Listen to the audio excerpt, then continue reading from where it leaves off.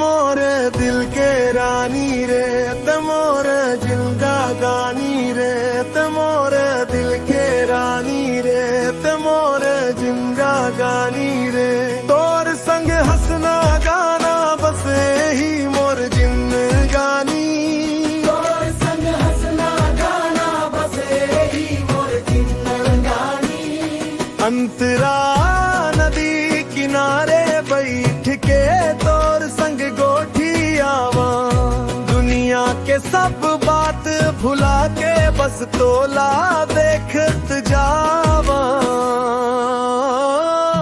तोर हाथ हाथ हो संगी रखता चाहे कठिन हो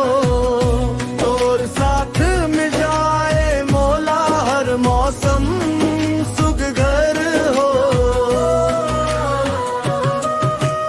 मोर दिल के रानी रे ते मोर जिंदगानी रे